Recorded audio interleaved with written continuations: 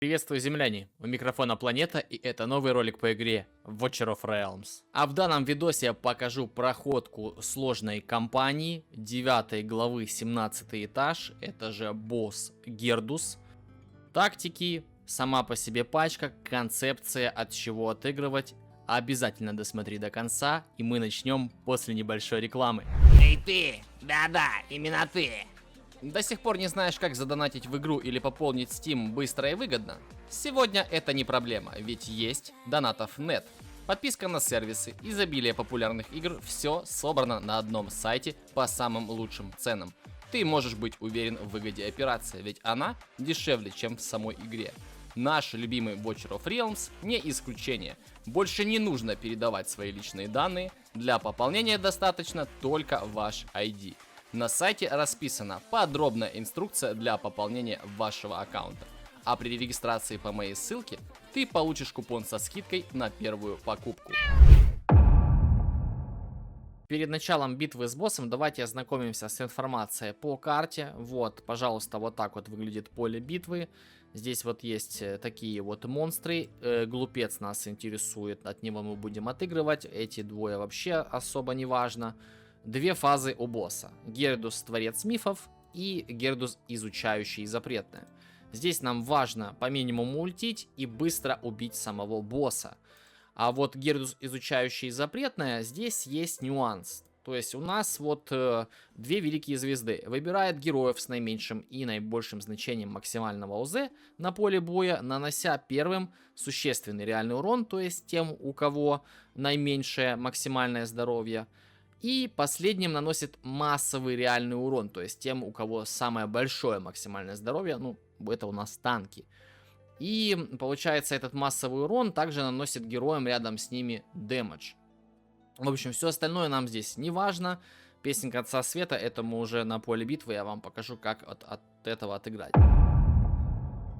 Давайте уже будем лететь в команду. Вот, у нас здесь участвуют звездные странники плюс кошмары.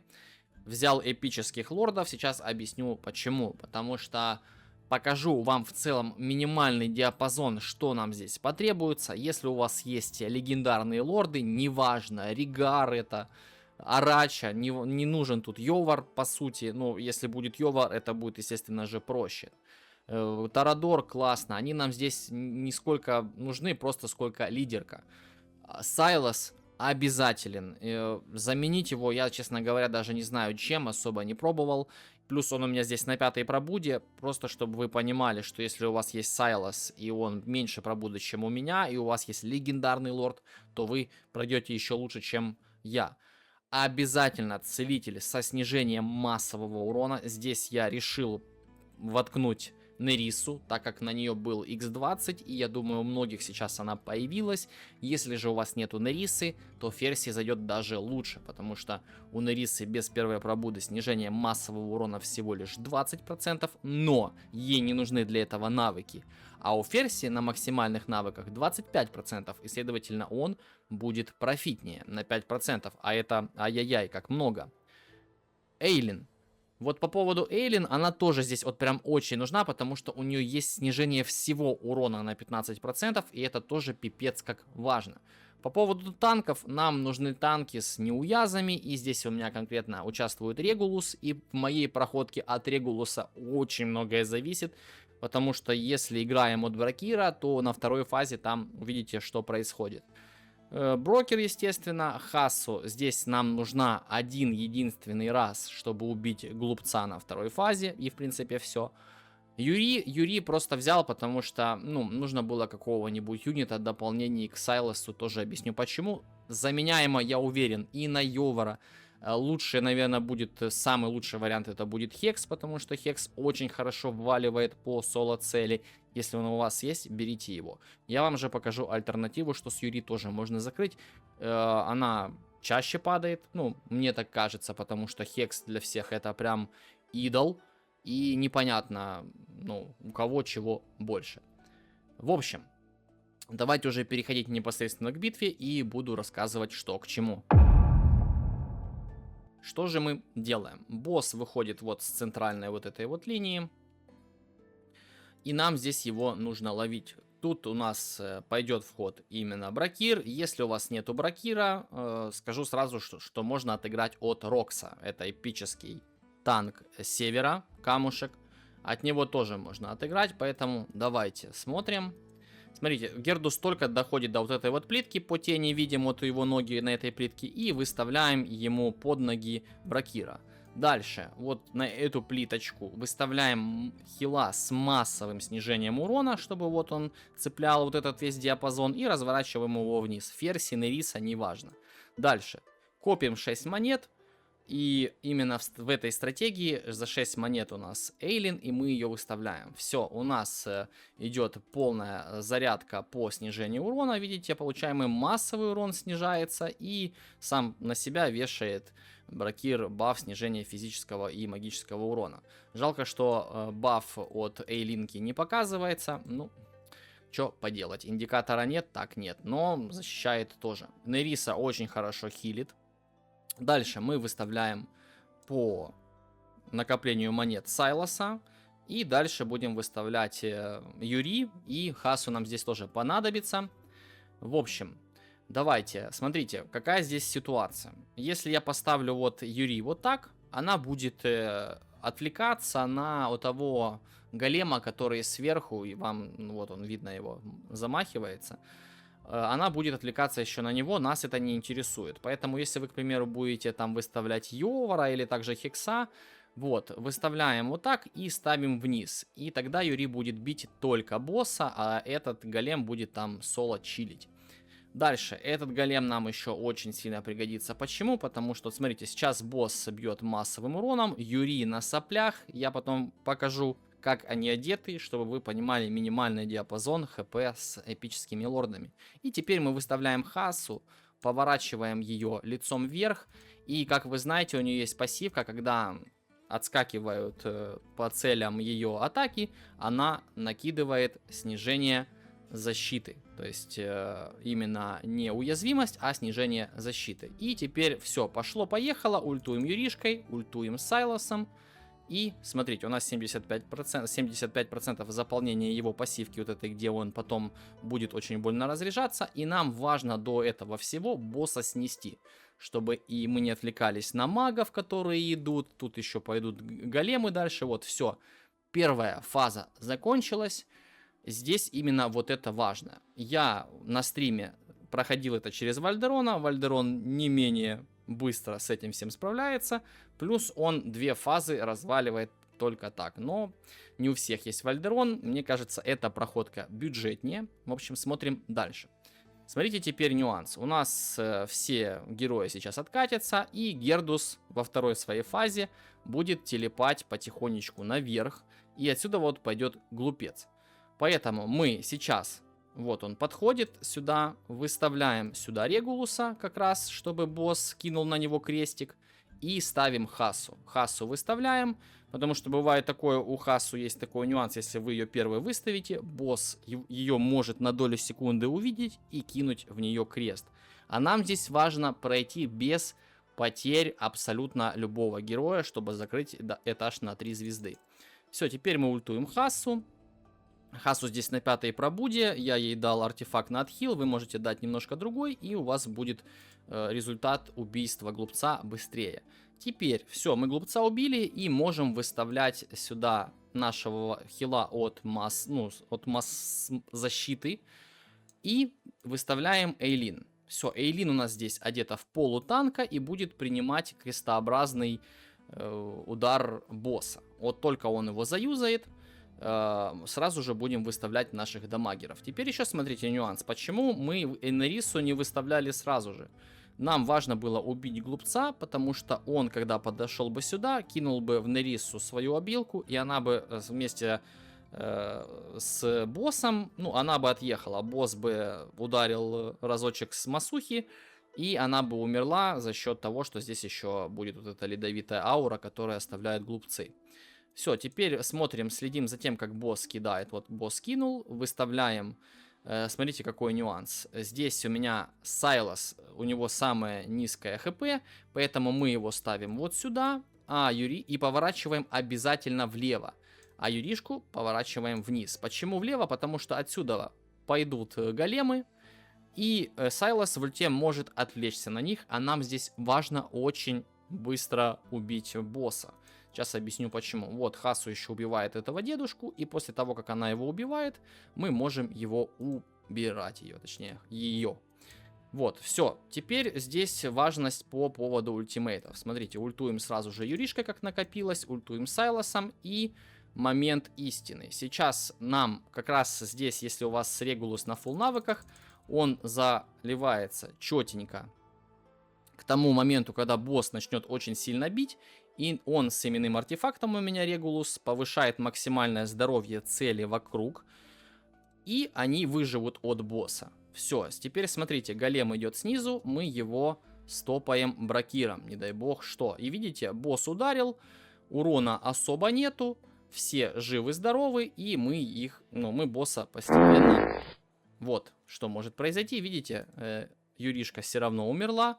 Профессор, конечно, лопух, но аппаратура при нем. Произошла небольшая рокировка. У Юри меньше всего здоровья, поэтому мы выставляем ее вот сюда, чтобы она у нас была под Нерисой и под Эйлинкой, и она не должна умереть. Дальше, обязательно мы ждем ультимейт именно Регулуса, и только после этого ультуем. Смотрите, сейчас вот где-то процентов на 90, когда заполнится, можно уже будет ультить. Ультуем Сайласом и где-то на 90% ультуем Юришкой. Все, вот мы ультанули. Хассу пусть стоит пока что.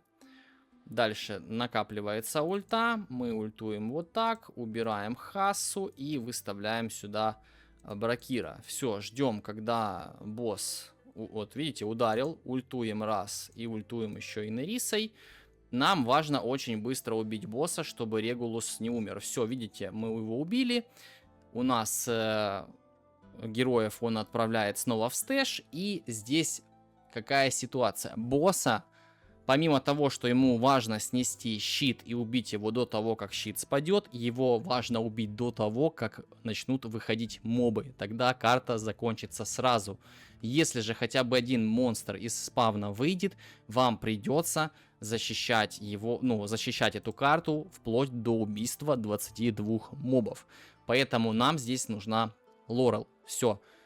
Герои отправляются, наблюдаем, резко выставляем быстро, вот видите, у нас здесь плитки оскверненные, ничего страшного, выставляем, мы сейчас это все подхилим, выставляем эту, как ее, господи, Лорелку, убираем, все, Сайлас в ультимейте, ставим Юри, чтобы дала пробой защиты, ультуем Сайласом, все, убиваем быстро, мобы не выходят, и карта закончилась.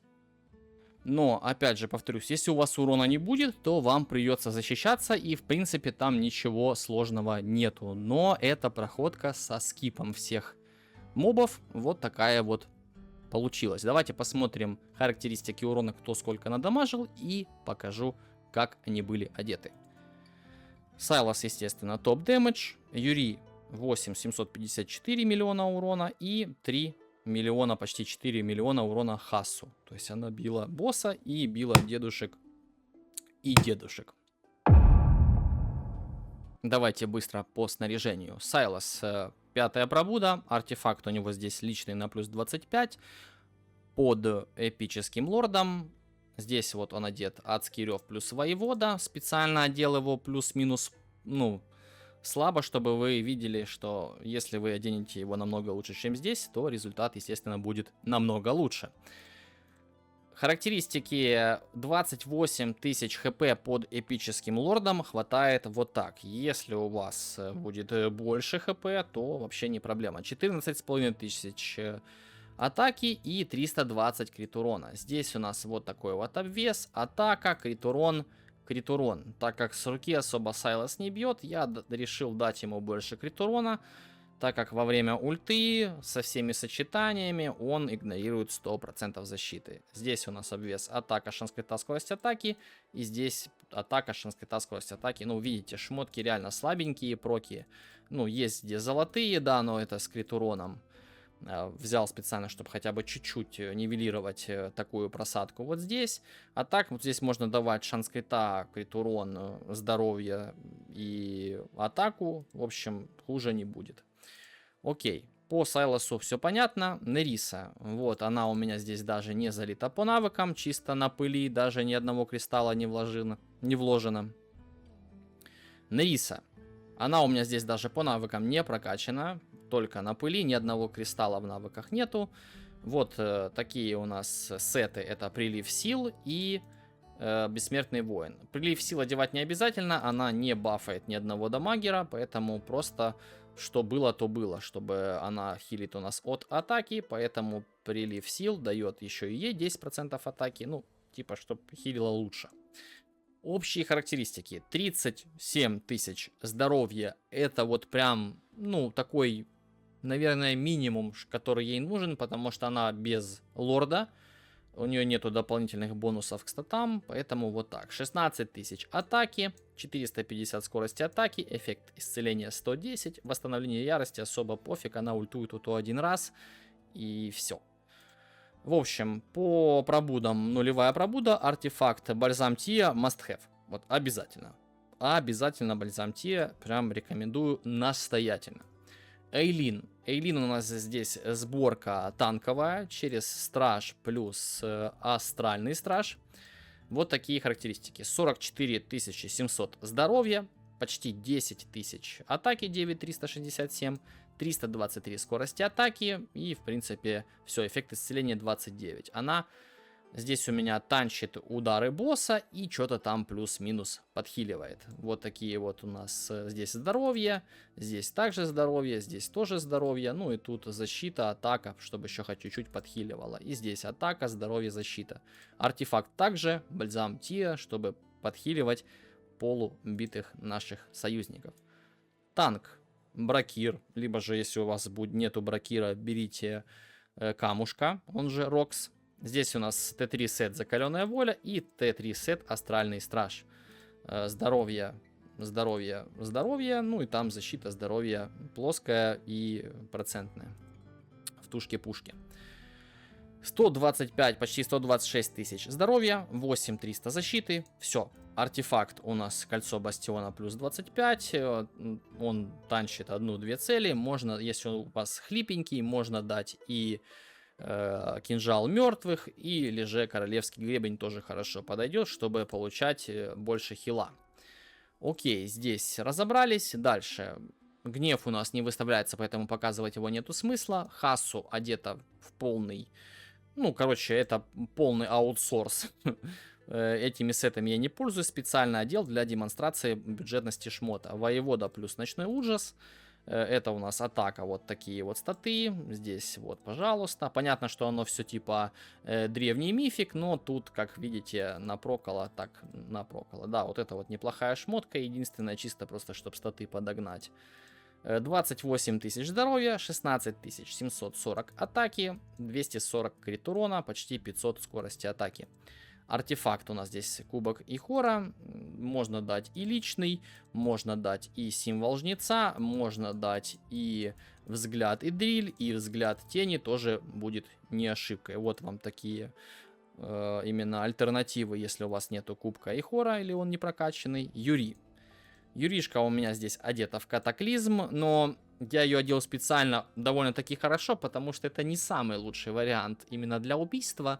Лучше все-таки будет либо Йовар, либо, возможно, Хекс, но если нет альтернатив, то с Юришкой вот тоже можно. Здесь у нас идет катаклизм плюс воевода, характеристики 27 686 здоровья, как вы видите, у нее самое низкое здоровье, поэтому вот ее важно ставить, вот как вы видели, обязательно вот так вот и ставим, потому что первый раз я что-то подумал, что у меня Сайлос с наименьшим здоровьем, и отыграл от него, и у нас получился фейл.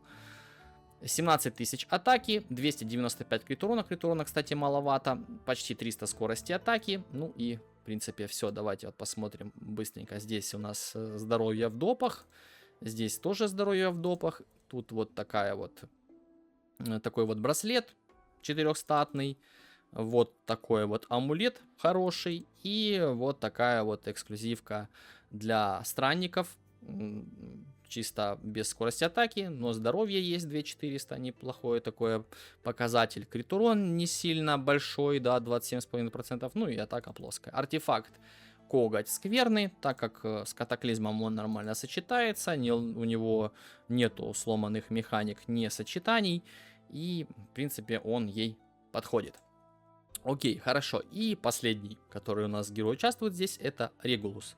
Он у меня, кстати, не залит по навыкам, так что, если у вас залит по навыкам, вам еще и проще будет. Артефакт здесь его личный, так как во время ульты он союзникам дает здоровье. Это очень полезно. Ну и здесь у нас он одет вот в страж, плюс бессмертный воин. Характеристики вот такие: 107 600 здоровья, почти, вернее, 10 тысяч защиты. Ну, в принципе, и все. Восстановление ярости здесь 46,5. Если он у вас залит по навыкам, то можно и меньше. Вот такие вот допники у него. Здоровье, здоровье, здоровье. Все. Ну и со снаряжением все. Здесь у меня Регулус на 5-й пробуде. Я особо не вижу, что они тут прям эта пробуда решает. Так что вот такие вот, собственно, показатели пачки. Земляне, вот такая вот проходка. Надеюсь, информативно, доступно и понятно. Если у вас есть какие-то вопросы, обязательно пишите в комментариях. Постараюсь максимально подробно на них ответить. Ну и, естественно, также напишите в комментариях, как вам проходка и чем проходили вы, если прошли сами.